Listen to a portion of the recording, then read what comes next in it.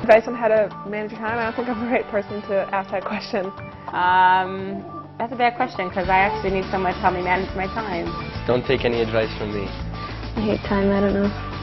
Buy a watch. Set your watch like 5 minutes ahead so you always think you're late. She does that. Your time in this world is finite, so realize that every second in this world that you're wasting,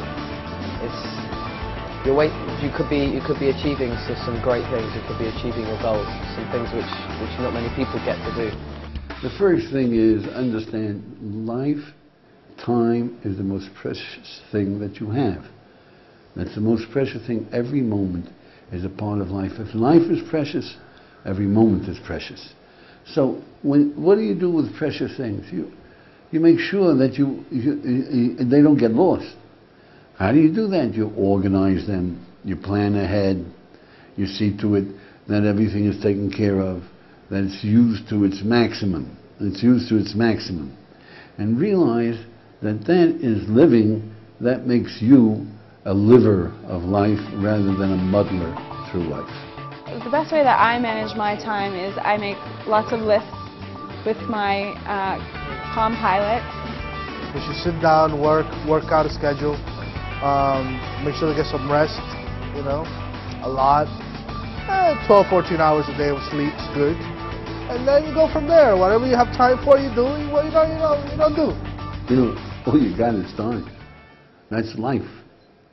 So one way of getting on that wavelength, you see, is imagine that you're sitting on a bus from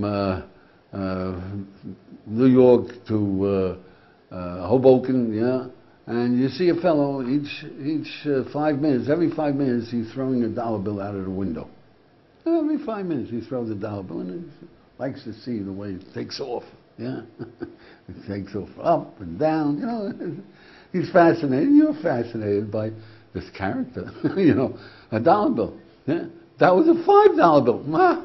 You can't understand this. You never see this. You're going to tell it to your grandchildren. Yeah. Finally, he pulls into Hoboken, and everybody's getting off the bus, and this guy, he's reaching in his pockets, and it seems he threw away his last dollar.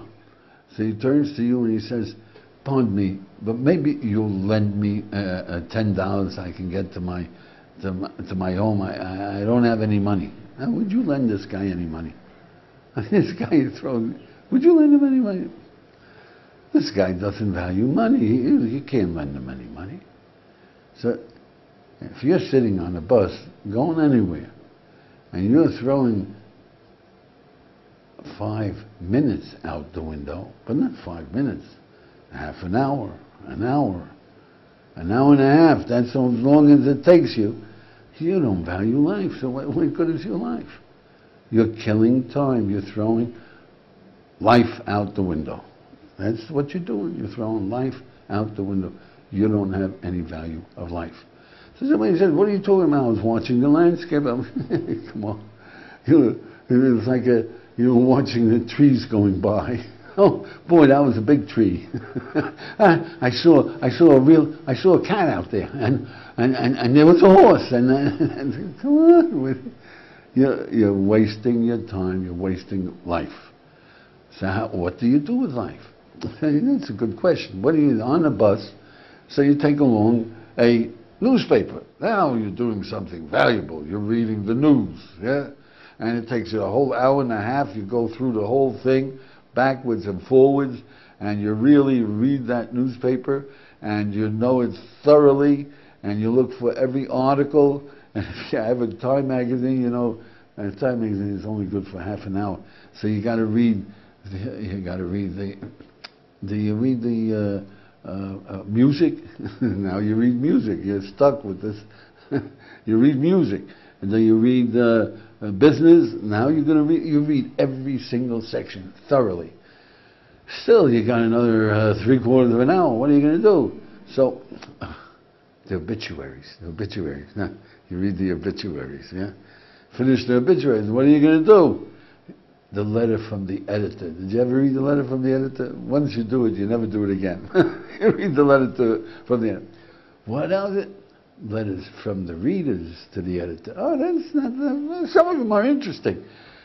When you catch yourself reading the advertisements, you know that you're a poor, persecuted guy.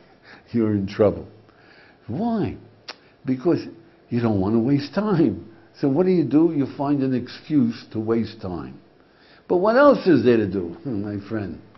What else is there to do? Live! What's living? What are you living for? What in the world are you living for? What did you do yesterday? Plan tomorrow. What is there to do? What is your problems with your wife, with your children, with your boss, with your customers? Think it over. How do you solve it? There's 1,001 things to think about that are positive, that are meaningful. That's your job.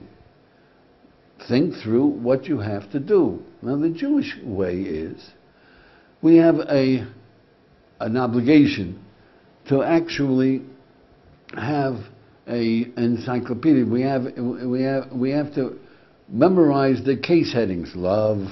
You got to love your family. You got to love everybody. Okay, so now what's love? How do I love him? And you have that memorized. The Mishnah is memorizing the contents, not the file contents, yeah? What information you have about life. Now you get on the bus, the first thing you do is you open up, what is it that I have to take care of?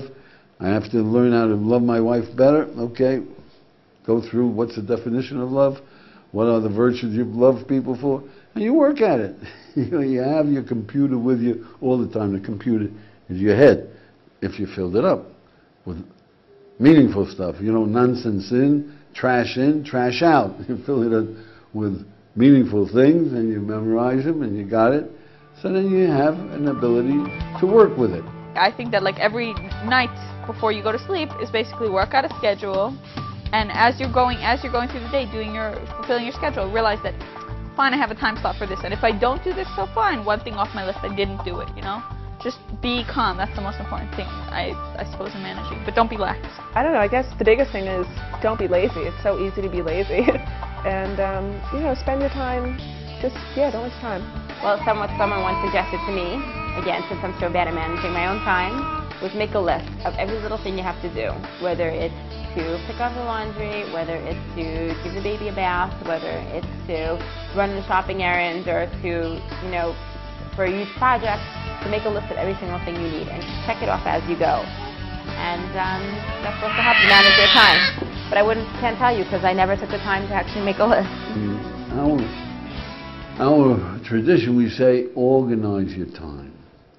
Now, always be ready for what you're going to do. You should know beforehand, every night you should make a list, what am I going to spend my time on tomorrow? And you should organize it step by step. What are you going to think about when when you're putting on your clothes? What are you going to think about at breakfast? What are you going to think about when you go to business? What are you going to think about when you see a customer? You should have everything down, and the appropriate things to think about. When you're putting on your clothes, what's the appropriate thing to think about? Your schedule. When you're eating, what is the appropriate thing? The pleasures of life. All the pleasures of life. That's why we say the grace after meals. To thank the Almighty for every pleasure, because you're taking pleasure now. It's sustenance, but it's pleasure, and you should be aware of all the pleasures. So you go through the day and what's appropriate, and you know that you're going to see a customer. It's appropriate that you remember how to deal with people. What is the personality type? How do you approach him, etc. Now you have your day planned out. Work your plan. You have your day planned out. Work your plan. Do the most important things first, and then you do the less important things after. To enjoy every minute, to see the good in everything. Try to work with a clock. Get watched.